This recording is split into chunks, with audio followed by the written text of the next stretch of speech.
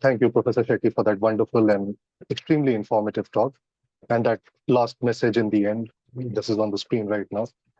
Absolutely brilliant. I'm sure many of the young researchers and students who are attending this lecture, they'll have that as a take-home message, and this can actually uh, motivate many of them to take this field of work: water purification, water treatment, water conservation.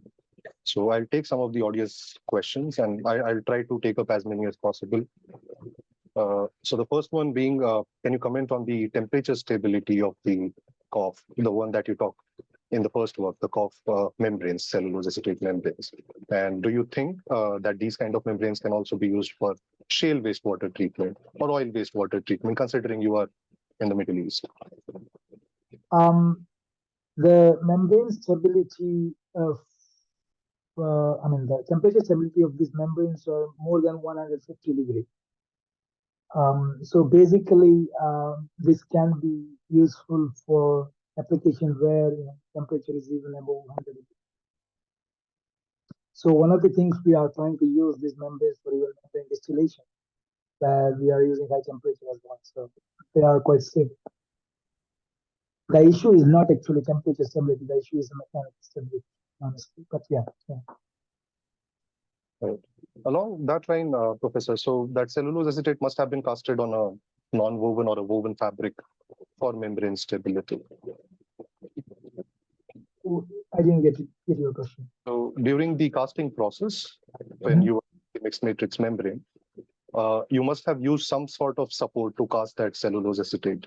So it'll be a polyester fabric or some sort of fabric, non-woven or woven. I'm not sure. So that was the question. For the stable. No, they are stable. I mean, they used glass as a support to fabricate these membranes. We didn't use any additional support, like that could be removed, as you said, like a fabric or something like that. We didn't use them. It's usually the membrane casting glass setup what we have. We directly casted on them. Thank you, Professor. I'll move on to the next question. So what is the basis of cough stability in water? So you did say like they are quite stable. So what is the underlying reason for their stability? Because many of the cough systems might not be stable. So this is a question coming from one of the audience's member. Yeah, I think even when within cough, there are coughs they are not so stable in water because, for example, if you take about dynamic covalent chemistry, we have boron ester chemistry or imine chemistry, for example. Many of imine chemistry they are prone to hydrolysis, right? They can break easily. So your question is about stability. The stability, for example, if you use imine chemistry where it's introduced by Dr. Rahul Banerjee group ketoenol isomerism, for example, the TP monomer what we're talking about, when we use them for imine chemistry, they are really, really stable. Even in like 12 molar HCl or hydrochloric acid or sulfuric acid, they are stable because the ketoenol isomerism is making them very stable, not to break that bond, right? But nowadays there are bonds, even CC bonds, carbon-carbon covalent bonds, COPs. So basically, covalent bonds are obviously not breaking by hydrolysis unless otherwise you create a specific situation. So the main reason for the cough stability in water is something to do with stability of the dynamic covalent bond compared to the coordination bond, for example, in case of MOF. Thank you, Professor Shetty. So the next question is also related. So can you comment on the stability of COPs with respect to Fenton reaction and ozonation reaction for water purification use? So I guess it's probably using these systems in conjunction. I got the point, but I think maybe it's for me, it will be overstretching to say it is stable or not because we don't have any experience there. So we never tested this cough membranes or powders in such system. So maybe I'm not qualified to answer that question, honestly, just because we never tried it.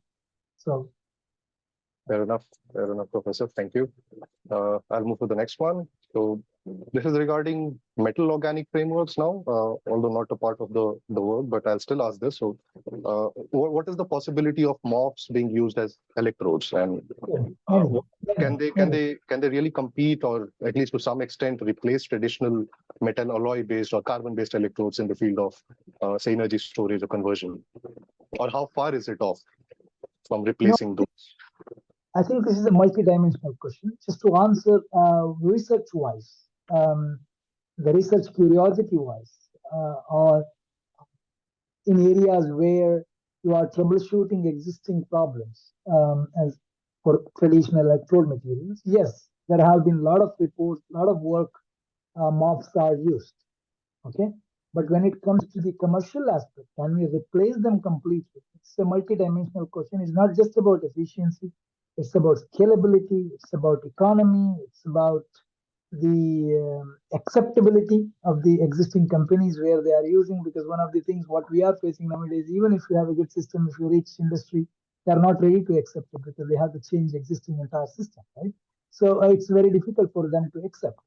But I think the key here is if we can find a way where MOF or COF, any other material, I mean, this is a message for students.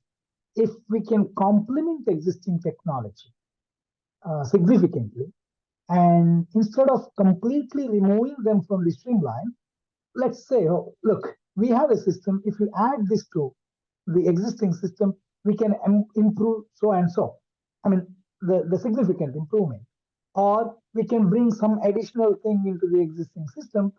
I think that's where we need to play.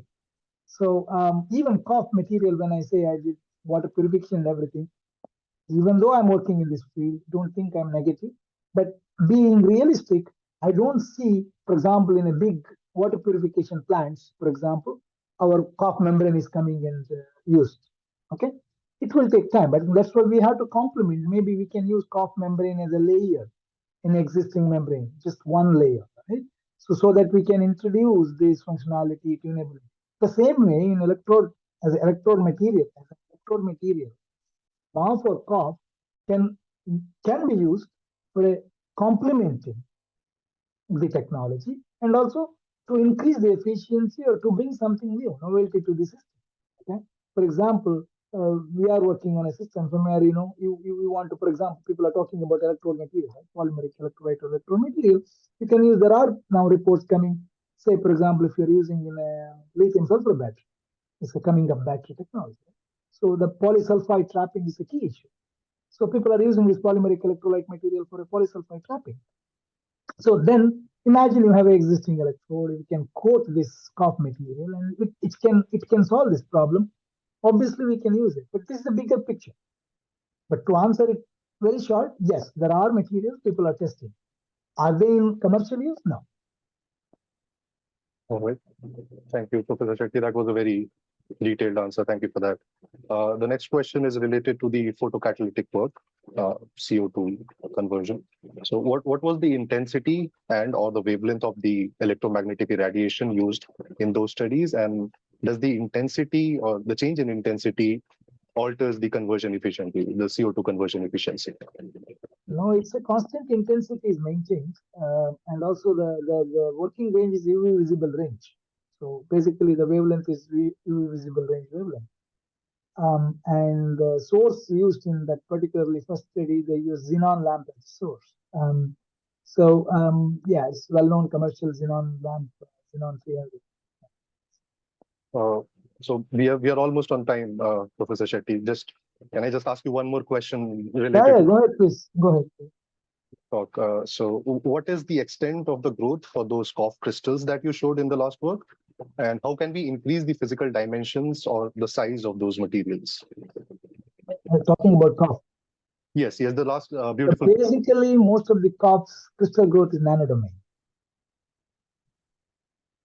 Okay. So if you are very lucky, we end up with the microdomains area.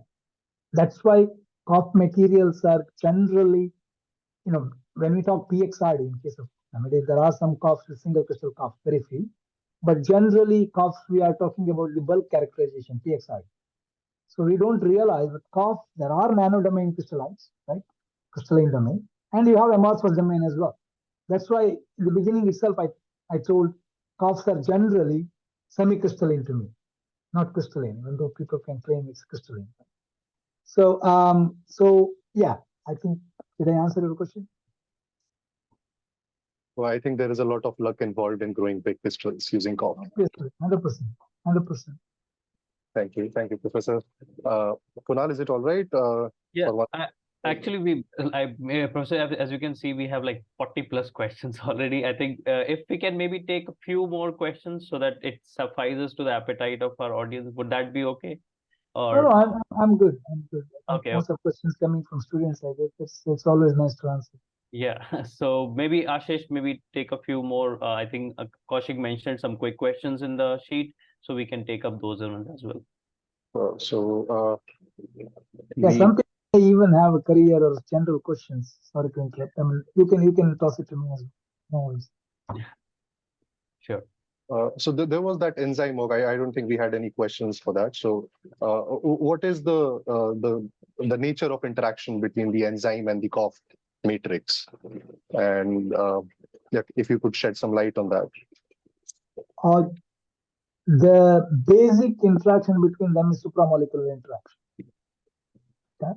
When I say supramolecular interaction, we have interaction, the hydrogen bonding interaction between the support, porous support, and enzyme. We had hydrophobic interaction between them.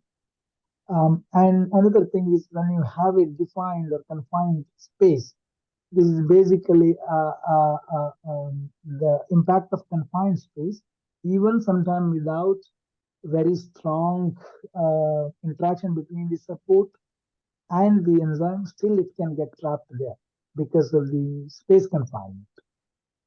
So it's a combination of everything together. That's why I call it in a general term supramolecular interaction.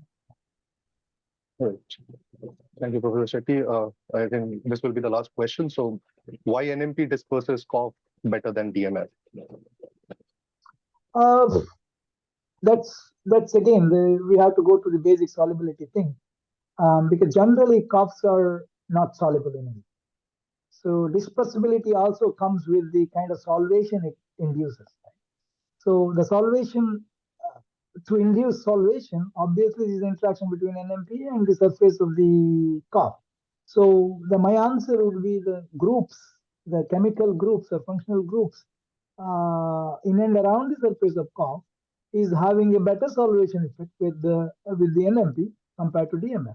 Okay? So that's why I think it is not soluble, but miscible, dispersible, more dispersible. But again, this is kind of you're in a very broad sense where I don't know exactly, particularly which carb group is interacting with NMP. I don't know. I don't know about that. This is, if I do know that, that is a very good physical chemistry exercise. You gave the student who asked that question something to work on, and that can be a research problem It would be altogether. interesting. Yeah. So, to end this session, Professor Shetty, so we already have that beautiful message on the screen that you shared. Apart from that, any other take-home message for the young audience?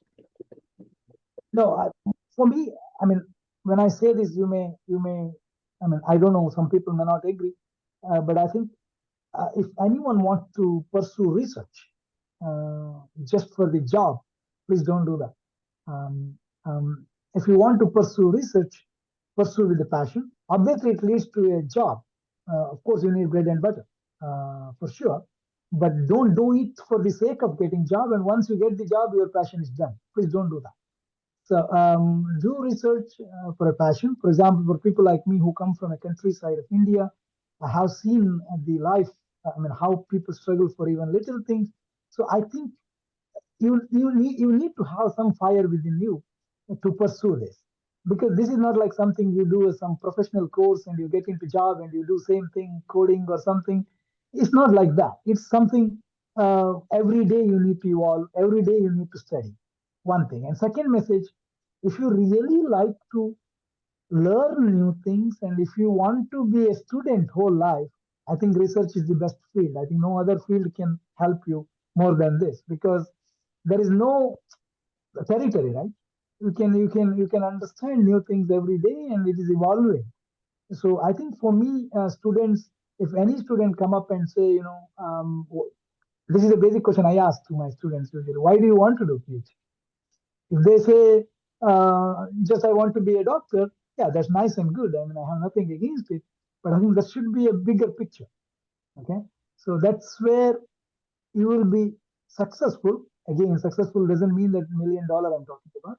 You will be successful and you will be happy. I think, and if you are in research, I think the two things, please remember, I always say two P's, patience and perseverance. If you don't have that, then if you have really lack of patience, I don't think research is your cup of tea.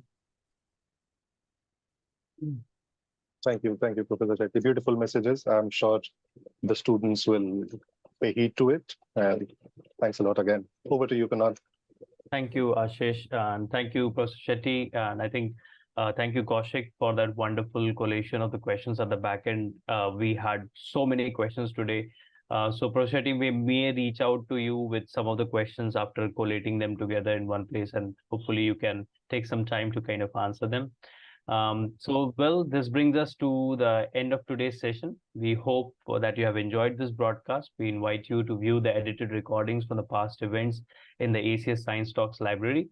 Where my colleagues have already shared a link for a survey for you to kindly fill out that. And as soon as the session ends, the survey will also pop up at your end. So please fill it out. It will help us to continue to improve and serve you better. On behalf of all of us at ACS, thank you for joining us today. We hope to see you again soon for more ACS events. Until then, stay safe and healthy. Thank you, everyone. Thank you, everyone. Thank you.